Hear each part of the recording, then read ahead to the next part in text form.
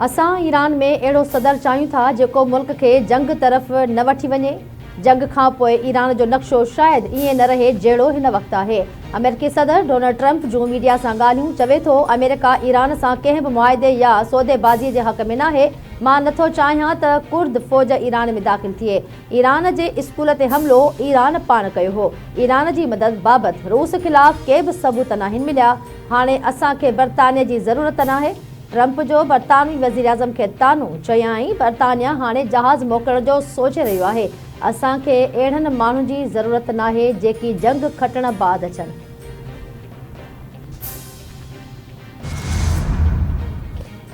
ख़िते में मौजूद अमरीकी अड्डा ईरान ख़िलाफ़ इस्तेमाल थी रहा आहिनि। ईरान खे पंहिंजे दिफ़ा जो पूरो हक़ हासिल आहे।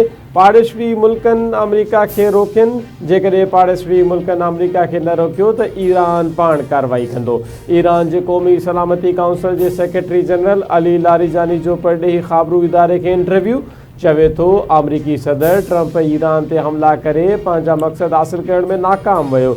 अमरीका पंहिंजे ग़लति अंदाज़नि जे दुबड़ में फासी चुको आहे। असां जंग नथा चाहियूं पर जारियत कंदड़नि खे सज़ा ज़रूरु मिलंदी। दुश्मन जी जारियत ख़िलाफ़ पूरी ईरानी क़ौम ऐं क़यादत मुतहिद आहे। ईरानी परॾेही वज़ीर अब्बास इराक़ची पारां ट्रंप ते इलाक़ाई अमन जी कोशिशुनि खे नुक़सान ॾियण जो इल्ज़ाम। अब्बास इराक़ची चयो आहे त सदर पिज़िक्शां पाड़ेसरी मुल्कनि सां चिकताण घटाइण जी आछ कई हुई। शर्त हो त पाड़ेसरी मुल्कनि जी ज़मीन पाणी ऐं फ़िज़ाई हदुनि खे ईरान ख़िलाफ़ इस्तेमालु न कयो वञे। ईरान जे अमन वारे क़दम खे सदर ट्रंप फ़ौरी तौर ते ख़तमु करे छॾियो। सदर जे बयान खां पोइ ईरान ते हमला कया विया। जवाब में अमेरिकी असासा निशानो बणिया। ईरान जे 24 कलाकनि दौरान 200 अमरीकी फ़ौजी मारण ऐं ज़ख़्मी करण जी दावा। पासदारन इनक़लाब मूजिबि बहरैन में अमरीकी नेवल अॾे ते हमिलो। 21 फ़ौजी मारिजी विया। बहरैन ते मिज़ाइल ऐं ड्रोन हमिलो। ईरान पारां ख़ैबर शिकन मिज़ाइल जो इस्तेमालु। अमरीकी तेल जो जहाज़ एफआर रिफाइनरी ऐं दुबई मरीना निशानो बणिया।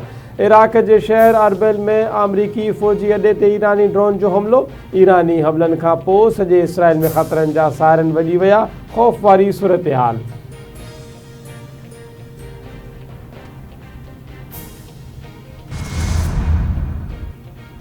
ईरान ते इसराइली ऐं अमेरिकी जारियत 9 ॾींहं बि दाख़िल। तहरान में इस्फ़हान ते बमबारी। ईरान में फ़िज़ाई हमलनि सबबि पेट्रोलियम ठिकाणा मुतासिर। तहरान जी रिफाइनरी में बाहि लॻी वई। इस्फ़हान ऐं तहरान में हमलनि दौरान 8 ॼणा शहीद। कुर्द समेत 3 इलाक़नि जा फ्यूल डपू तबाह। इसराइल जे ईरान जा 80 जंगी जहाज़ तबाह करण जी दावा।